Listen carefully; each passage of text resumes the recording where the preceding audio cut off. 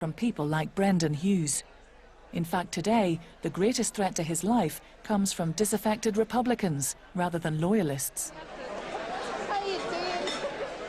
At this event, a matter of months before his death, the IRA commander Brian Keenan impressed on followers the importance of repairing the divisions amongst Republicans caused by Adams' peace strategy.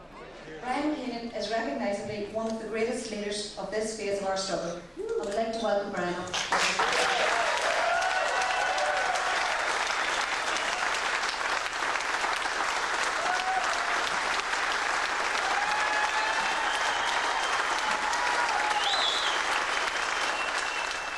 You know, it's been a long struggle that we've come together, and we've a long way to go.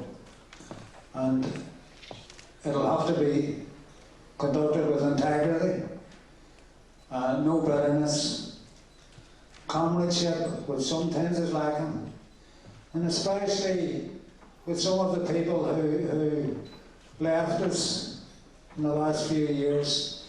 There's a lot of bitterness there. We should try and heal that, because there is no good for them.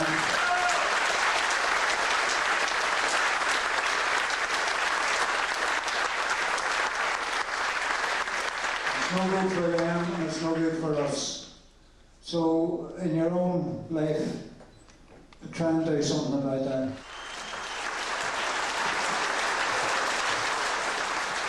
You get into this other notional thing, which again developed as part of all of this, of strategic compromises, where you'll do something which hurts your own constituency or stretches it.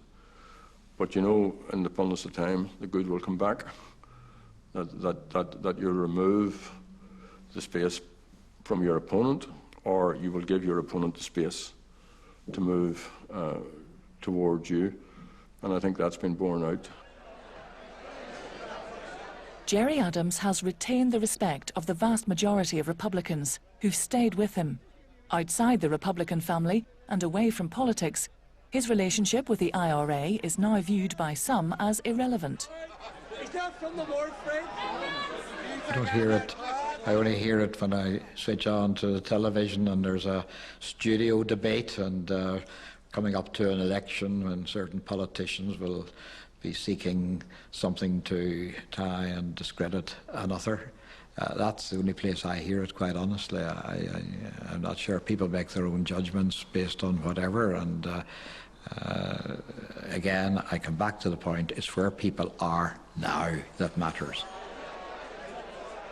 Although a lot of unions would not say it openly to you, they have a secret admiration for a person who turned the Titanic in a bath.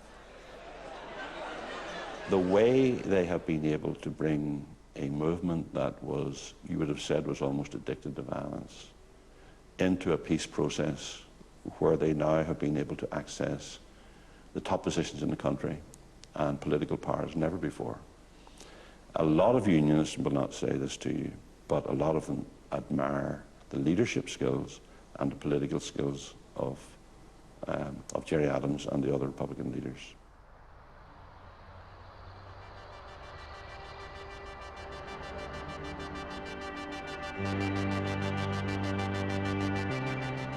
The IRA and the conflict's disappearance into the rear-view mirror of history has helped create the new political dispensation at Stormont.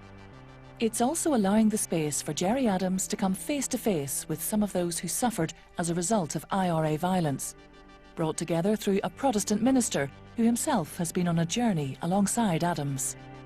I think when he came through the door, he was more grey than I imagine. That's a weird sort of a thing, but I suppose we're all kind of people that, you know, were vain, and, you know, so that was the first thing I noticed, you know, that his beard had gone sort of grey.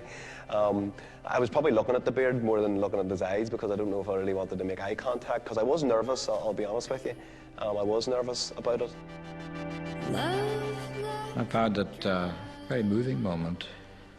I saw two people on journeys, two very different starting points, but who had been on this journey. And this is a hugely important thing for all of us, to be open to continue on these journeys. And Alan and Gerry clearly showed each other that they were on journeys, and each was able to understand that and respect that in the other.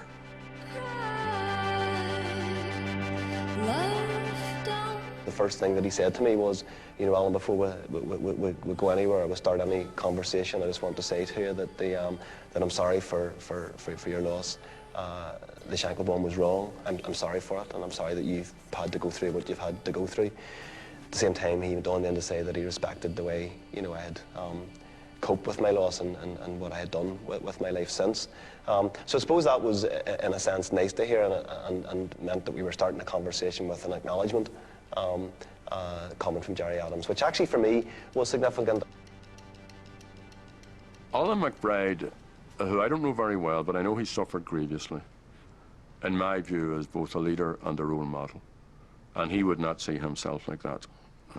No, he doesn't need an organisation, he doesn't need, you know, and he's very conscious of others within his own family, because his father-in-law was killed as well, who may not be in the same place as us. But he's a very decent guy, and I was really humbled and pleased to meet him. I mean, something that he said to me, actually, which I think is probably quite true, that, you know, the big thing for him in all of this